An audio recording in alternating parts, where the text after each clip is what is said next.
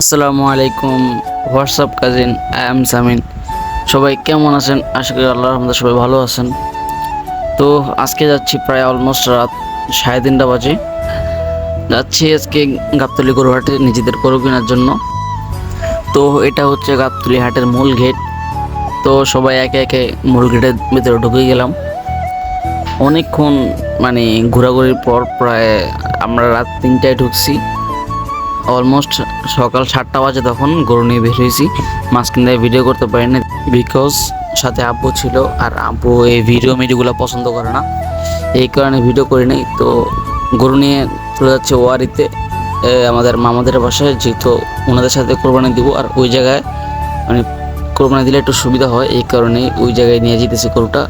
তো এক পাশ থেকে গাবতলী হাট অনেক সুন্দর। এটা আপনার গাবতলী হাট অনেক বড়, সারা রাত কেউ ঘুরে শেষ করতে পারবে না।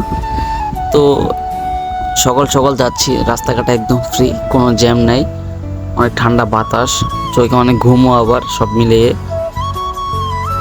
গরুটা আল্লাহর রহমতে ভালো হয়েছে। এখন আছি আমরা মোহাম্মদপুর, আর এই জায়গাটা ছাগলের হাট। আর আমার সাথে যে লোকটা অবশ্য, উনি হচ্ছে গাড়ির সাথে, আর সামনে মামা বসে আছেন, আর ভাইয়ারা বাইক নিয়ে আসতেছে। তো দেখতে দেখতে ঢাকা শহর অনেক সুন্দর রাস্তা পাড়ি দিয়ে পৌঁছে গেলাম গন্তব্যে। তো ঢাকা শহরের মধ্যে সব সুন্দর রাস্তার মধ্যে অন্যতম একটা সুন্দর রাস্তা হলো যে সংসদ ভবন রাস্তাটি। রাস্তাটি অনেক সুন্দর, 4 লেনের রাস্তা, এক পাশে 4 রাস্তা করে, এই যে বাংলাদেশের সংসদ ভবন। তো ওইটা পার করে আমরা চলে আসলাম রমনা পার্কের এইদিকে। এটা আপনার রমনা পার্কের রাস্তাটা অনেক সুন্দর। সকালবেলা তো অনেক ভালো লাগে, সবসময় জায়গায় বাতাস থাকে, যেহেতু অনেক গাছপালা। তো সব কিছু মিলিয়েই রাস্তা দিয়ে মানুষ জিজ্ঞেস করতেছিল, ভাই কত নিচে দাম।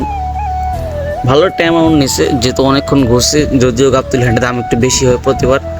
তো মাঝখান দিয়ে গরুটা নামার পর কিছু ফটোশ্যুট করলাম।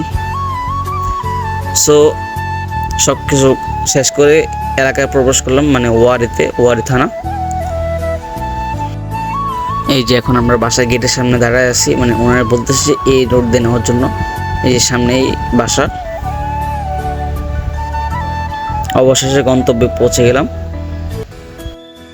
তো এখন গরুকে নামানো হবে। তো সবাই ভালো থাকবেন। আসসালামু আলাইকুম।